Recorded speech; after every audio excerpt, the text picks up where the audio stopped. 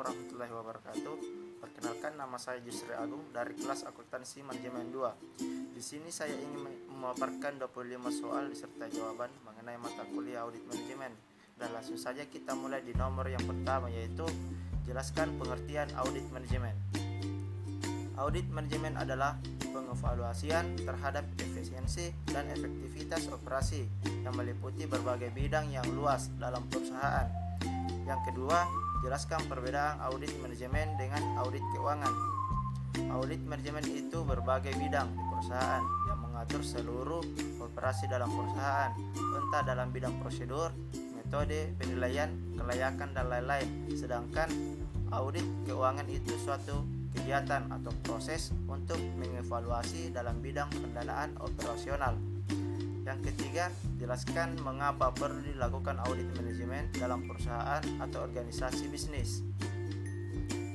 Yaitu karena suatu perusahaan atau organisasi tidak akan berjalan dengan lancar karena suatu kegiatan pasti diatur dan terorganisir dalam bidang-bidang tersebut. Yang keempat, sebutkan sertai penjelasan tentang tujuan audit manajemen. Yang pertama yaitu untuk menilai kinerja dari manajemen dan berbagai fungsi dalam perusahaan.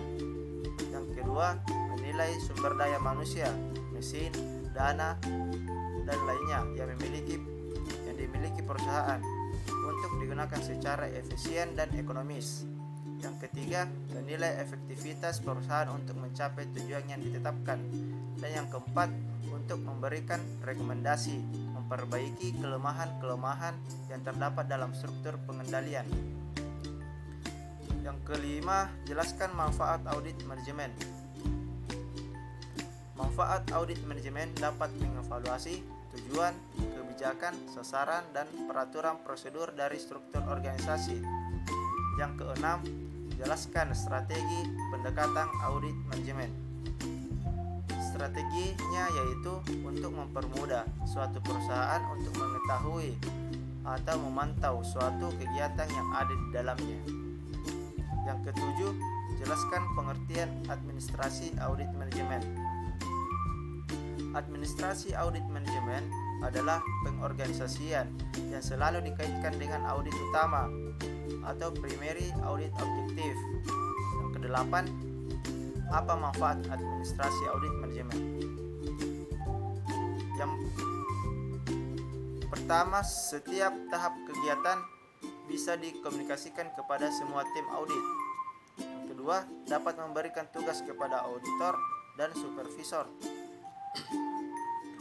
Yang ketiga, untuk membandingkan kegiatan dengan rencana yang telah disetujui dan persyaratan yang telah ditetapkan.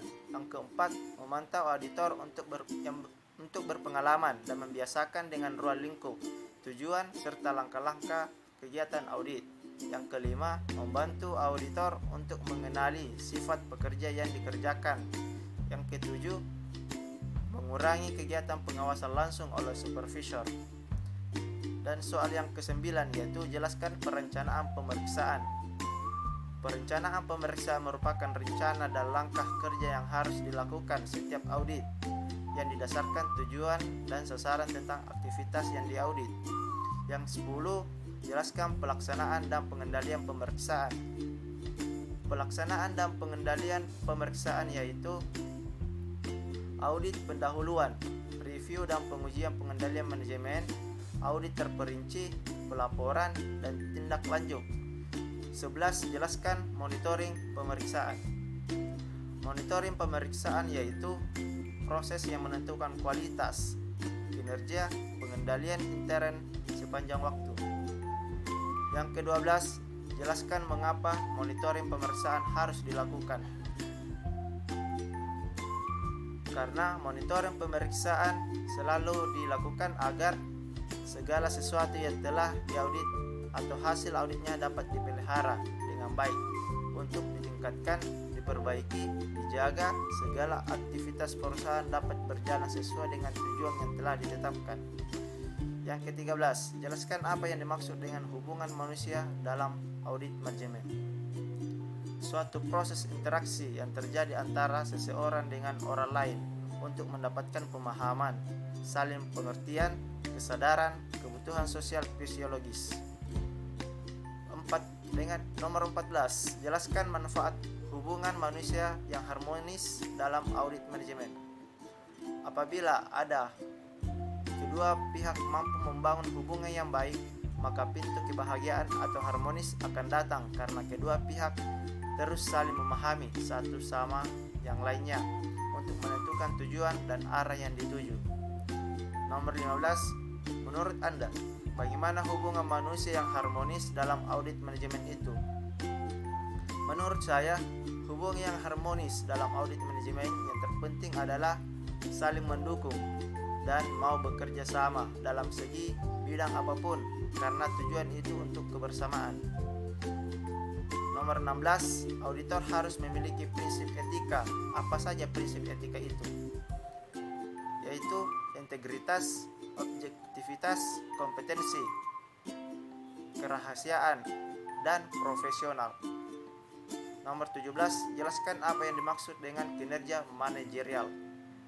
Sebuah audit dalam rangka mendapatkan gambaran mengenai kinerja sebuah perusahaan organisasi secara keseluruhan.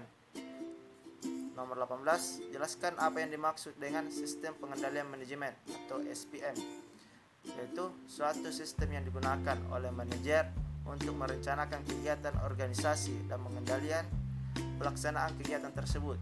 Proses yang dilaksanakan yaitu perumusan strategi, pengendalian manajemen, dan pengendalian operasional. Nomor 19, sebutkan apa yang dimaksud sistem pengendalian manajemen. Yang pertama yaitu perumusan strategi, yang kedua pengendalian manajemen, yang ketiga pengendalian operasional.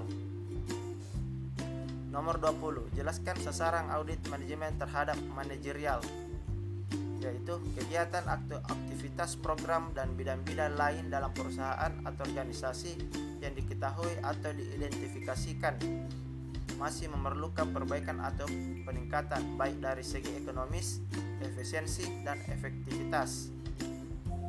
Nomor 21, apa yang dimaksud dengan audit SDM? Merupakan tinjauan berkala yang dilakukan oleh Departemen SDM untuk mengukur efektivitas penggunaan SDM yang terdapat di dalam suatu perusahaan atau organisasi, memberikan suatu perspektif yang komprehensif terhadap praktik. Dan yang nomor 22, apa tujuan audit SDM? Yaitu bertujuan untuk mengevaluasi kekuatan-kekuatan dan kelemahan tentang kerja dalam perusahaan atau organisasi yang sekarang kemudian mencocokkannya kembali dengan syarat yang dibutuhkan untuk masa yang akan datang. Nomor 23, apa manfaat audit SDM?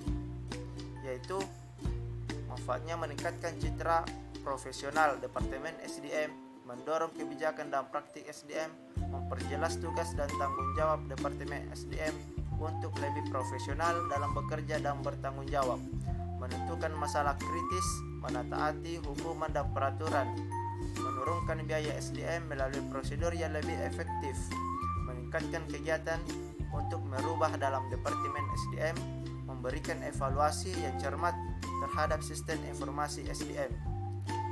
Dan nomor yang 24 yaitu pendekatan apa saja yang digunakan dalam audit SDM, yaitu untuk menentukan kepatuhan hukum dan peraturan yang berlaku, mengukur dengan sesuai program dengan tujuan organisasi, dan menilai kinerja program dari lembaga. Dan nomor yang terakhir yaitu sebutkan dan jelaskan ruang lingkup dari audit SDM, yaitu yang pertama perolehan SDM dari awal di proses perencanaan kebutuhan hingga proses seleksi dan penempatan. Yang kedua pengolahan aktivitas SDM yang ada di perusahaan dari pelatihan dan pengembangan sampai penilaian kinerja karyawan. Yang ketiga penghentian pengurangan SDM yang disebabkan karena pensiun, mengundurkan diri, dan pemecatan akibat pelanggaran aturan perusahaan. Terima kasih, itu saja pemaparan materi yang sempat saya bawakan untuk kesempatan kali ini. Terima kasih. Wassalamualaikum warahmatullahi wabarakatuh.